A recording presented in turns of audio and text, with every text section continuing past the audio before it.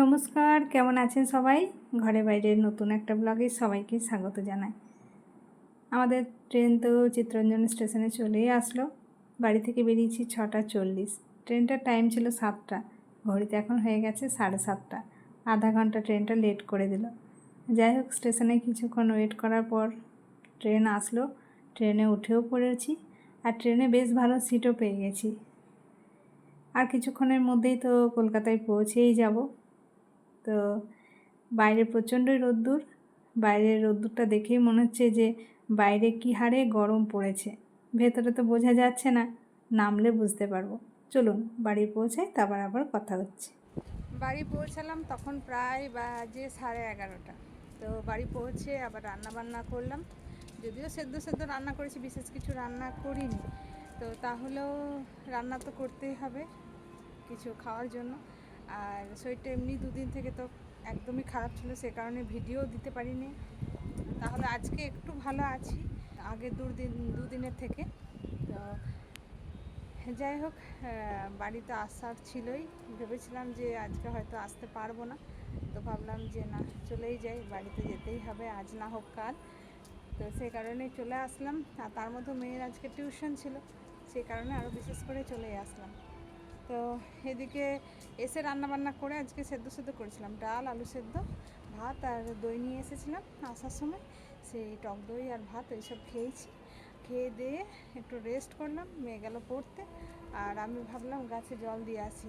আর বর্মশাই তো কালকে আমাদের আনতে গেছিলো, ও সকালে কালকে জল দিয়েছিল, কিন্তু একদিন জল না দিলে তো একেবারে মাটিগুলো শুকনো হয়ে যায়। তো সে কারণে ভাবলাম যাই, গাছে জলও দিয়ে আসি আর একটু ঠান্ডা হাওয়ার মধ্যে ঘুরেও আসি। বেশ ঠান্ডা হাওয়া দিচ্ছে, ভালোই লাগছে ছাদে। ঘড়িতে এখন হয়ে গেছে প্রায় 6টা। তো চলুন গাছগুলোতে জল দিয়ে দিই। এতক্ষণ তো রোদ ছিল, সে কারণে আসিনি। ভাবলাম রোদ্দুরের মধ্যে আর গাছে জল দেবো না, রোদ্দুরটা একটু পড়ুক তারপরে এই গাছে জল দেবো। তো মাটিগুলো একেবারে শুকিয়ে আছে, কিন্তু এই বেলি গাছটাতে আবার দেখছি অনেক বেলি ফুল হয়েছে। তো চলুন গাছগুলোতে জল দিয়ে দিই। বেশ কিছুদিন বাড়িতে না থাকলে গাছগুলোকে দেখলে খুব কষ্ট হয়। গাছগুলো শুকিয়ে থাকে, মাটিগুলোও শুকিয়ে একেবারে ফেটে যায়। যাই হোক, আবার রোজ জল দেওয়ার পর সেগুলো আবার ভালো হয়ে যায়। তবে এগুলোকে ছায়ায় রেখে দিলে মনে হয় যেন একটু ভালো হয়। রোদ্দুরের মধ্যে থাকে বলে বেশি খারাপ হয়ে যায়। এদিকে রোদ্দুরের মধ্যে টবগুলো আমার প্লাস্টিকের, তো টবগুলো দেখছি নষ্ট হয়ে যাচ্ছে। টবগুলো সব চেঞ্জ করতে হবে। তবে আমার পুদিনা গাছগুলো সিঁড়ির তলাটাই আছে। দেখুন, এগুলো কিন্তু বেশ সুন্দর তরতাজা সবুজ আছে।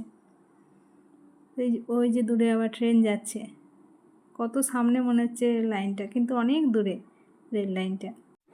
আর হাইওয়েটাও দেখা যাচ্ছে, সব গাড়িগুলো যাচ্ছে, মনে হচ্ছে যেন কত সামনে।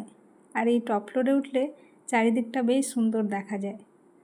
তো চলুন, সন্ধে তো অনেকক্ষণ হয়ে গেছে, এবার সন্ধে দিতে হবে। সন্ধেকালীন যা কাজ সেগুলো সারতে হবে।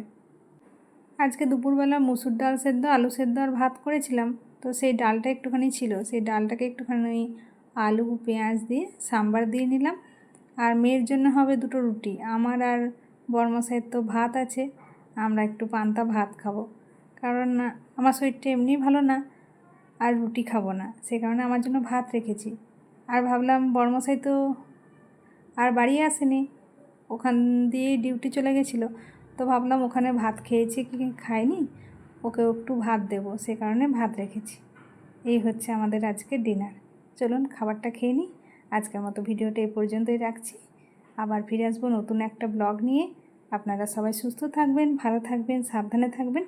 দেখা হবে খুব শীঘ্রই পরের একটা ব্লগে। Bye, good night.